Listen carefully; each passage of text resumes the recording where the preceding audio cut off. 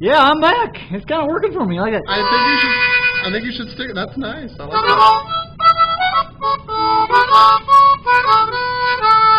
Yeah, definitely stick with that one.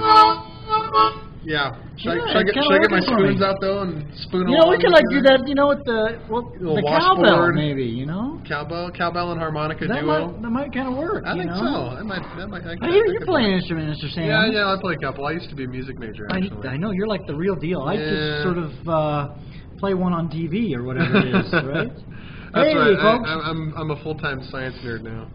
Yeah, we ought to be science nerds speaking to you live from Colorado. Embrace your inner nerd. Yes, indeed. We are your nerds, and we can draw pictures of people because we are nerds. Okay, Geekland. Okay. That was weird. We should probably do some chemistry now. Okay, so all right, here we go. Podcast 5.2. Hey, we got 4 topics today. Ideal gas law, gas stoichiometry, Dalton's law, and the real gases, as opposed to the fake ones. Yes, so you mean the ideal ones. You can't have the fake gases. No fake gases. Fake gases do not work very well. Nope. Okay. All right. Hey, ideal gas law. Hey, we want to derive that today. Okay. Where do you get the ideal gas law? Well, it comes from a combination of the combined gas law, and we throw the Avogadro component, which happens to be the moles, in with it. This is the ideal gas law written in its This is the combined gas law written actually as it actually is. Yes.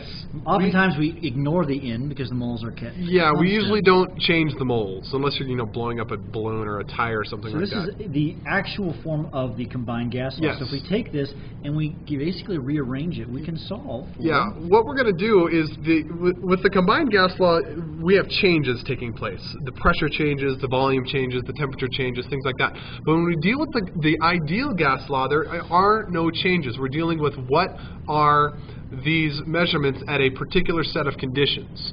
That's correct. So what we're essentially doing is we're leaving one side of the equation constant, and we're gonna see what the numbers are on the other side of the equation. So the side we remain constant, we're going to call that R. Yeah. So the new pressure will be 1 atmosphere. Mm-hmm. And the new volume. Let's talk about that for a second. Let's do the temperature. That's easier. The temperature, we like to say 273 Kelvin. Kelvin, that's 0 Celsius. 0 Celsius. And then for the volume, you might recall from some other life or something, there's 22.4 liters in 1 mole. Yes, and that is standard temperature pressure, which is 1 atmosphere and 273 Kelvin. So if I write 22.4 liters here, and then 1 mole here, we then take this term right here on the right side, and if we take our calculator and we take 1 times 22.4 divided by 273, you get a number you may be familiar with. 0.0821 or 206, yeah. And that is liter atmosphere per mole Kelvin. Now this is I like to call this is a famous number. It is very famous. It is like the famous people on the TV. It is a famous number, and we give famous numbers special letter. Yes. What is the letter? R. That is R. So if we then big say R. Big R, not little r. We then say PV over NT. We lose the numbers. Why would we lose those numbers anyway? Well, we're only dealing with one set of conditions. They're not changing. Yeah, so PV over NT equals R is the ideal gas law. Now, if you rearrange it, we get the most important gas law of all. PV equals nRT, or I like to say PIV-NERT. Nert. Kind of like nerd. Kind of, yeah, PIV-NERT. PIV-NERT, or NERT, yeah, there we go. So this is the PIV-NERT equation. That's the ideal gas law. And so that's where it came from. So it's actually not a new gas law, it's just a derivation of another gas law. Hey, remember Wilson? I remember Wilson. Yeah, He was our funny-looking balloon. From our Stranded movie, or whatever that was. I can't remember what it was called. I have a strange story. Shipwrecked, or... Ask me about the story in class. Okay, there's a story about Wilson. Yeah. Okay. What's the movie? Just a weird thing that happened to me the night I saw that movie. Oh, okay. Yeah. Okay. Okay, so Wilson is filled with oxygen gas. So let's draw. I like pictures, Mr. Sam. I do too. I just don't draw them well. That's why you have the pen. Yeah, so there's Wilson. There he is. What do we know about Wilson? Hello, he's a balloon. He has a volume of 3¼ liters. He's at 22 Celsius. Notice how I labeled this with T. Now, is that okay? 22? Nope. Kelvin, 295. To add 273, and that adds 295. Okay, we do that. It's asking, we have a P, the pressure. Yes. The pressure is 0.75 atmospheres. And by the way, we didn't say this back here. Let's just say that for just a moment. So if we look back here, I was going to say it's very important, this is in liters, atmospheres, and moles Kelvin, that when you work with the ideal gas law, that your pressure unit must be in ATMs, your temperature must be in Kelvin, and your volume must be in liters. That's in order to use that value for R. Yeah, there's other There are others, but we'll use this one primarily, mostly because that's the one you're going to find on the AP test. Indeed. Okay, and now it's saying what's in. Actually, is it well, it wants to know what the grams are, but if we find N, which is moles, we can easily find grams, because grams to moles is an easy conversion. It's a simple equation. P equals nRT, you're going to solve for N. Once you know N, you do have one additional step. Yep. So I like to just plug it in. Now, you could solve this algebraically with the PV equals nRT and solve for N individually. So you can say N is PV over RT. I've just rearranged and solved for N. Yep. Or I like to just put it straight in a line.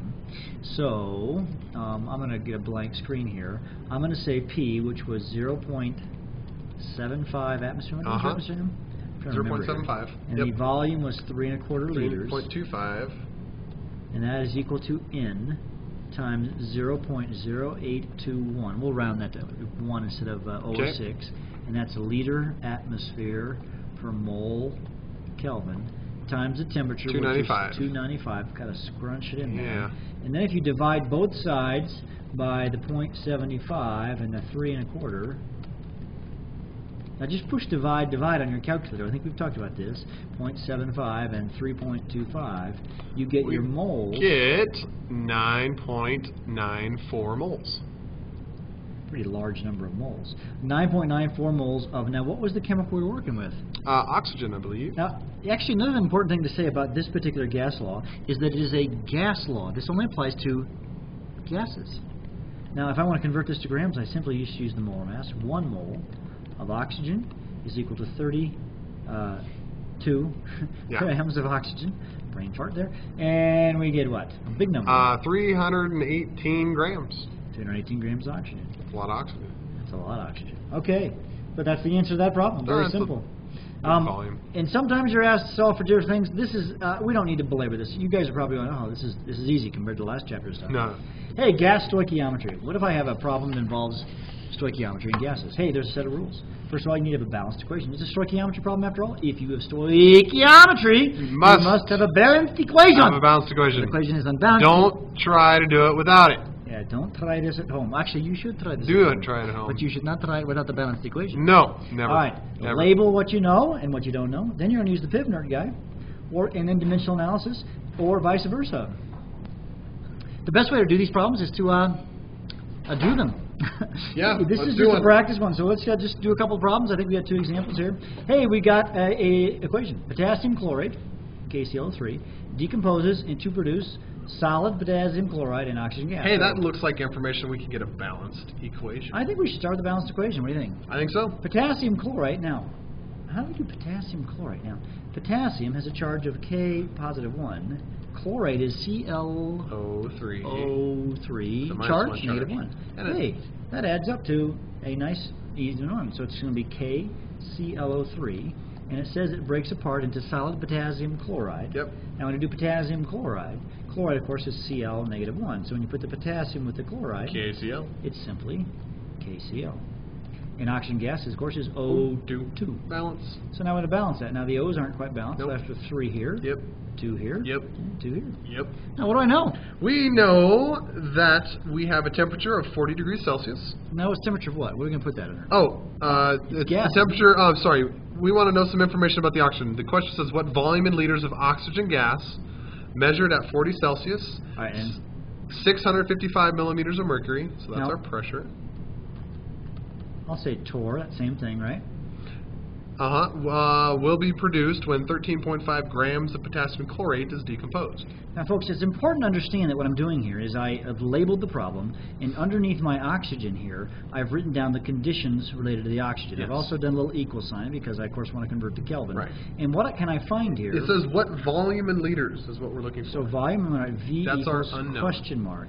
And if you look at this equation right here, this is like PV equals nRT. But Except I'm we're missing what? We're missing an N. So N is actually missing as well. So I can't solve the problem if I have two variables. No. So I have to use this number here. Yes, that number there is going to help us find N of oxygen, because you can always convert grams into moles of one thing and then do a mole ratio to get moles of another thing. So if I have grams of one, I can then convert to moles of the other. Don't convert to grams of the other. That's confusing.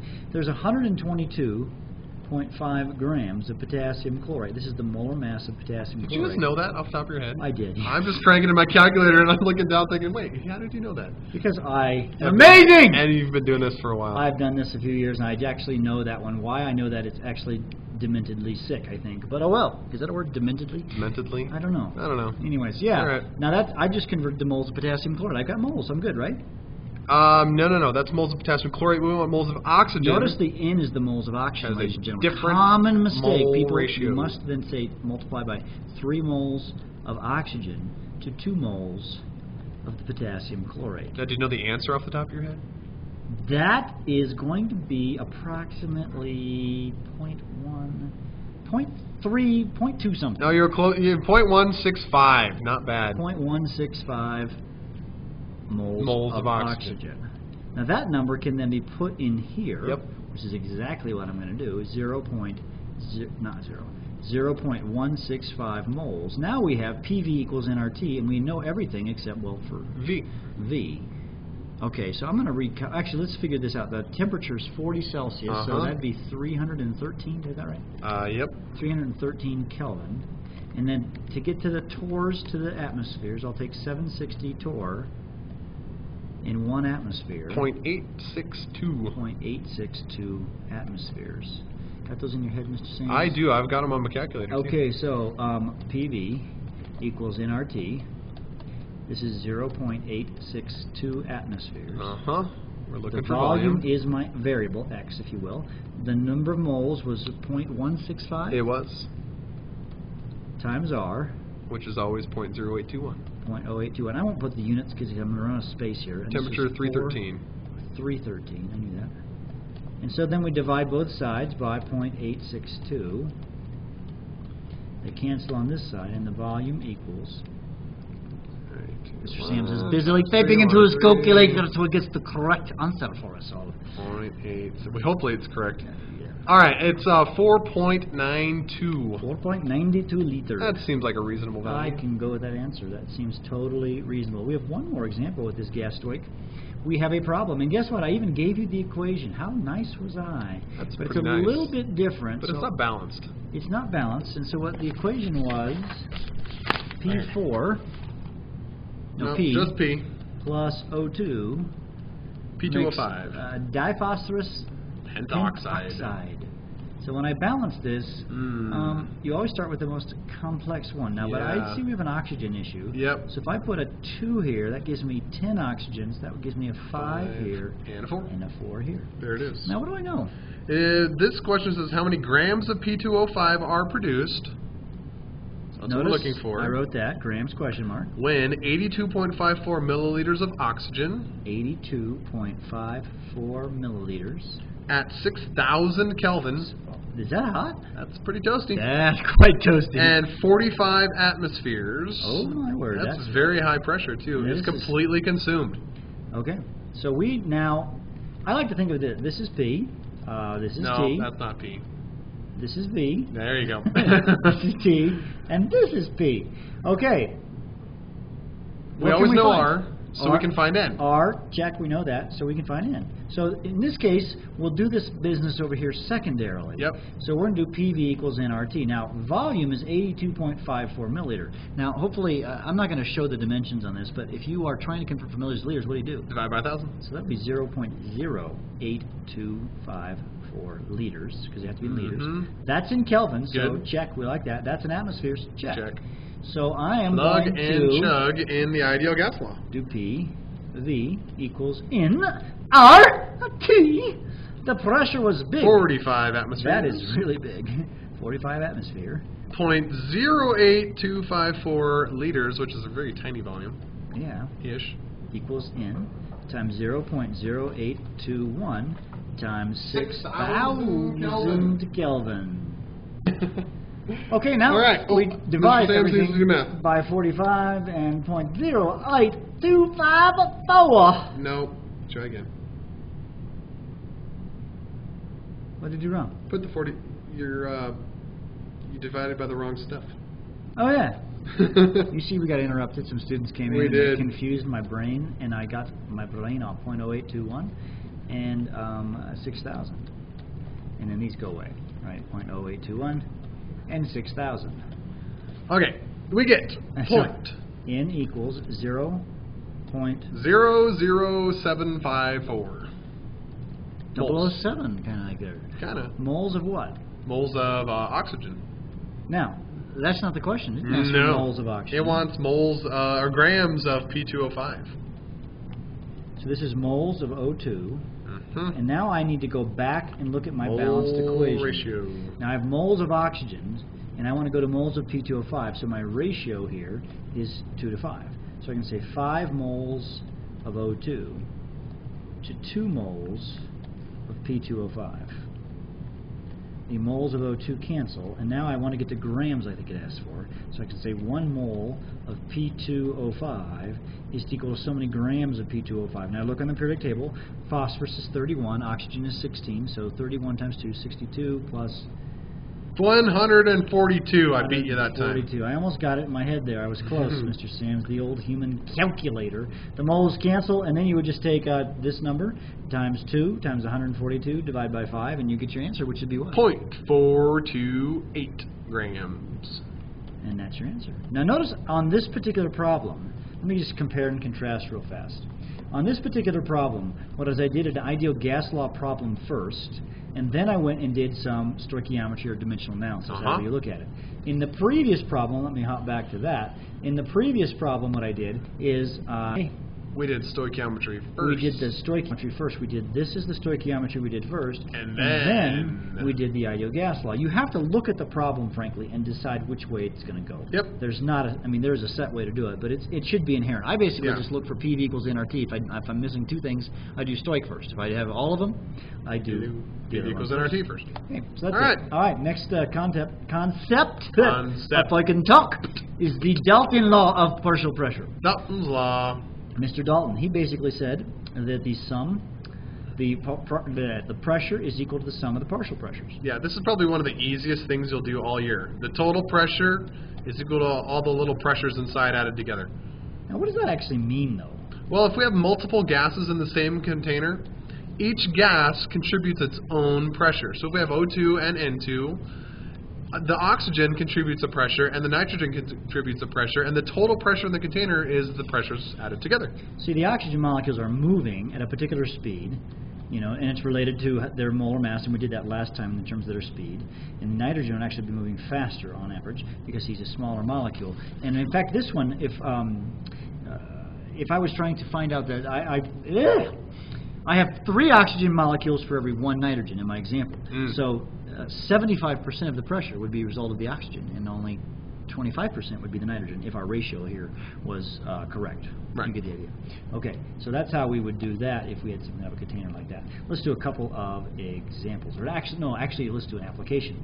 The most important application that you'll see in chemistry land with Dalton's law of partial pressure is a collecting gas over water. Now, we have done this. Yes. At least in our chemistry classes multiple times by this stage. But if you've not done one of these, this is just an eminently simple experiment. Let's say that you have a container that looks like this. You can sketch this along with me. And then I have a flask, and the flask has a seal. This is a stopper, maybe not a very good looking stopper. And this is a tub that is filled with water. Some lovely water you drew there. I know, it's very lovely. And then in this tub of water, I would put an upside-down container for collecting gas. Like a graduated cylinder. A grad cylinder. Or a tube specifically made for collecting gas. All right, I probably should put a little zero there. Okay, and so what happens is this is actually filled to the brink with water. And it's upside down, by the way. And it's upside down, yes, so that it's not open. And then what you do is you have a tube that comes out of here, and then it goes up into here. And then what happens is that this would be a gas-producing reaction. So when we produce a gas, so the gas would essentially bubble out of here, and it would go through the tube, in a sealed system, and it would bubble up in here. And then over time, what would happen is that this top part would be filled with a gas, and this would be water. Now, how does that says gas right there? Yes. Sorry. All right, so what would be the application then of that? So if let's zoom in to this picture here. If this is our gas, and this is water, this is the tub here. I don't know if you guys get in the picture here. And then this is filled with a gas, and this is the water, right, as it's bubbled through. And then you can measure this volume. So let's just say, for the sake of argument, that this is 122 milliliters of the gas you're collecting. And you just read that by taking your eyeball and looking right here at the graduate cylinder. Right, and read the volume. And you read the volume. Yeah. But there's a problem. And that problem is, as the gas bubbles through this tube right here, as the bubbles come up here, what gas is being produced? Well, we've got whatever gas we were being produced, but above the water, there's also water vapor. Water has something called a vapor pressure, meaning no matter what temperature it is, unless you're at absolute zero, some of that water becomes a vapor. And so some of that water is a vapor up there with the gas. So we have to account for the fact that there is a tiny little bit of water in there. So I've illustrated that pictorially, is that the black balls are gas molecules, and then the blue spheres, actually spheres is a better word here because they are spherical, are the water molecules. Water vapor molecules, and right. so if you are doing an ideal gas law equation, PV equals nRT, and you're trying to find the pressure, the problem with this particular problem is that you usually care about the pressure of the gas that you collect. You do not want the pressure of the gas you collect and the water. So what we do is when you find the pressure inside the container, you must subtract out the vapor pressure of the water. So the total pressure in the container is the pressure of the gas plus the pressure of the water. If we just want the pressure of the gas, we take the pressure total minus the pressure of the water to get our gas. And folks, this is super easy. It's just subtracting. You look it up on a table and you subtract it from the pressure. So what you would do is you would look on your barometer, okay, your barometer. So here where we live at a high altitude, the typical pressure is 560 torr. And then you would look up on a table and would have temperature. So let's say the temperature of your gas was 22 degrees Celsius, and then you would find over here the pressure of the water, so they call it the water vapor pressure table. Let's say, I don't have the table in front of me, but let's say for the sake of argument it was 15 torr. You would then just subtract 15 torr, and you get 545 torr, and that is equal to the pressure of the gas. Yep. Now, a lot of you have done this, but you didn't really know why, so hopefully you understand why. The key reason why is because in this particular screen here, so again, ladies and gentlemen, just it's important to understand that this gas needs to be accounted for. Usually it's not a significant amount, but it is something. Okay? All right. Just a couple more things to chat about here. Let's do a Dalton's Law example. This is actually kind of a more gas law stoichiometry problem, but the key thing that you see here is somewhere I say that it was collected over water. And so we're just going to do this problem. I'll create a blank screen. Whenever you see collected over water, you must subtract out the water vapor pressure. So I'm going to recopy the equation. SiO2 plus 3 carbons. So you should just kind of be reading along this question. Balanced it for you. How nice of us. SiC plus 2 carbon monoxide. So now what's the question here? All right, it says, what will the volume of carbon monoxide collected over water... So watch what I write. V equals question mark from Mr. Sam's comment there. That will be produced at 22 Celsius. All right, at 22 degrees Celsius. I'm going to just, hold on, I'm going to just, that's equal to 295 Kelvin. Okay. 657 millimeters of mercury. 657 torr, or millimeters of mercury. And I just divide by 760, right? Yep, that gets us 0.864 atmospheres. Just do it right away. Yep. I think that's better to do it down the Okay, and we want to know that after 96.25 grams of SiO2 completely reacts. 90 what? 96.25 grams of SiO2. Good. Actually, you know we've got a problem here. I did something we shouldn't have done right here.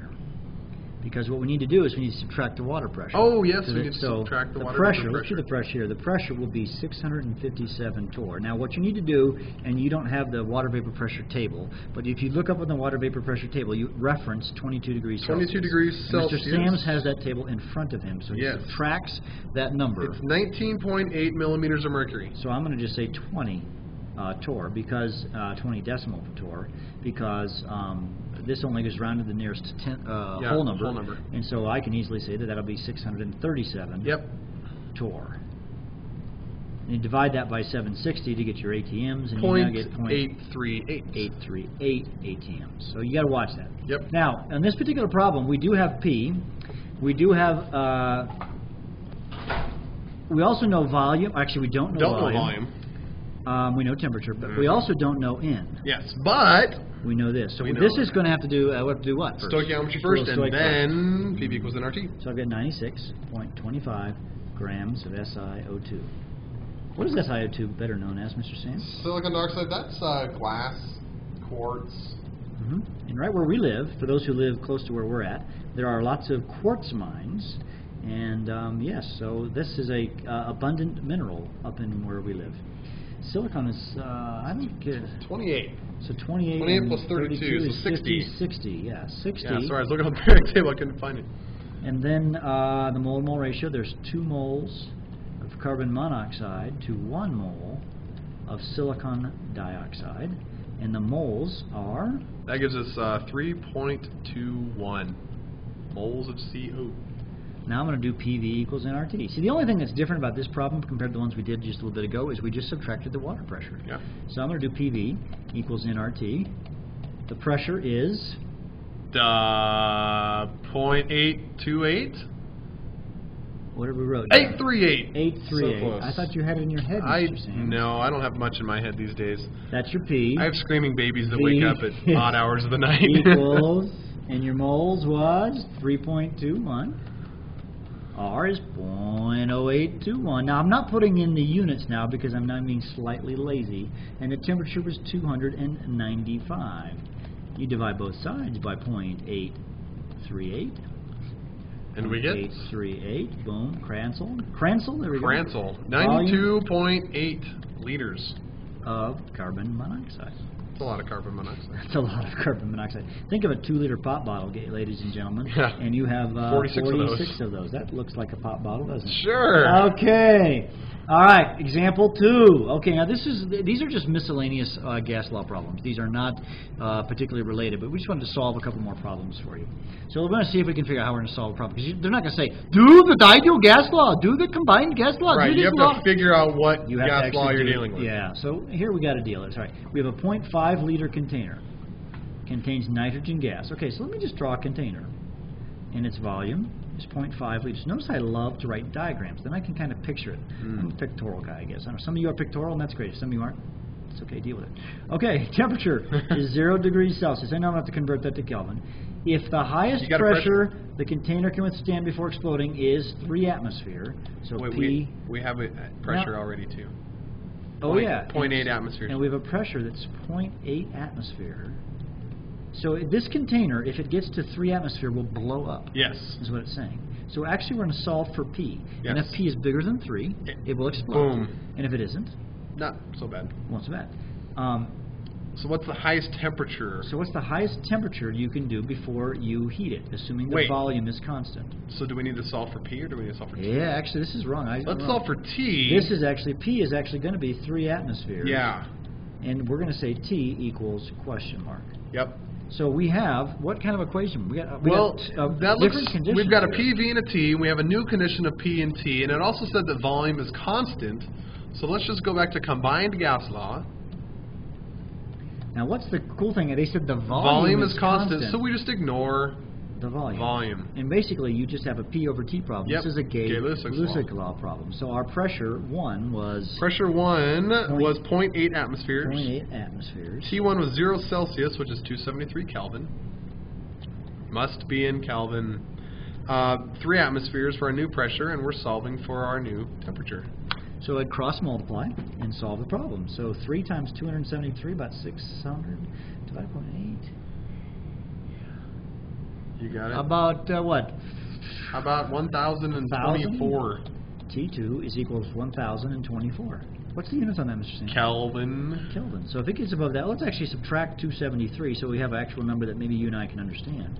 751. 51 degrees Celsius. So if that temperature gets anywhere close to 751 Celsius, which is really, really, really hot. Yeah, run. This thing's going to explode. Yeah, so that's why they tell you not to throw a can of spray paint into a fire. Otherwise it will explode. Yeah. Yeah, okay. Okay, we now want to just spend a brief moment in time, or a brief moments, talking about ideal versus real gases. No gas is ideal, but some are... very close. Very close. Hey, look at that. That is correct. You see, you know, is your wife ideal? Of course. So she's absolutely perfect in every way? Well, yeah. Well, I disagree. Well, she might hear this. I have to say her. these things. No. What? What are you saying? He has a wonderful, wonderful wife. All right, we are now laughing extraordinarily because I've insulted his wife. I didn't mean to come across that way. What I was saying, that his wife is wonderful, but she's not ideal. She probably has a flaw or two, maybe? Maybe. You probably have a flaw or two, Perhaps, maybe one or two. But you see, she's probably close enough. You smell funny? I smell funny, generally speaking. speaking. You do, yes, yeah. that's true. But you see, some glasses are close enough. Yeah, so if they're close enough, it's good enough, okay? All right. So, but real gases have two important properties. Okay, and this is true of all gases, but some to a lesser extent than others. Right. So real gases have attraction. This is the most important one. Yeah. Attraction for, I want to say themselves. Actually, for each other. Each other. Yeah. Like particles. Meaning an oxygen molecule is attracted to some degree to another oxygen molecule. Right, and some compounds more than others. Oxygen probably not so much. And they also they take up space. They take up some space. Right. With ideal gases, we assume, one, that they do not attract to each other, and that they do not occupy any substantial volume. But some gases do attract and do take up some space. So that's the key thing. You see, so if I have two oxygen molecules, we use oxygen as an example. Here's a little oxygen molecule. They're actually like two spheres joined together. And here's another oxygen molecule. They are typically moving past each other, and as they move past each other, they take no notice of each other because they have no attraction for each other. But in reality, there is a very, very weak force, which, if you recall, and this is a later discussion in the year, this is called a London dispersion force, or we like to abbreviate it an LDF. And so, but if you want this attraction to be minimalized, is that a word, minimalized? Minimalized, yeah. Minimalized. Then you would want, what conditions would cause that, and minimize I think is the word, better word. Yeah. What would cause that to, what conditions of temperature and pressure would cause this to be a small factor? Well, if we have a low pressure, then those molecules are going to take up a large volume, and they're going to be far apart from each other, so they're not going to be as attracted so if you have them like other. this, and they're way far apart in a big container, their chances of interacting are... very nil. Nil. Also, what about temperature? If we have a really high temperature, those things are going to be moving so fast past each other that they're not going to have a chance to look at each other. All right, so if you want an ideal gas, so this is kind of comparing an ideal gas. If you want an ideal gas, gases are ideal at high temperatures and low pressures. So actually, any gas could be an ideal gas.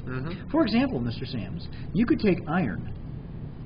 Iron? Is iron a gas? Not at room temperature.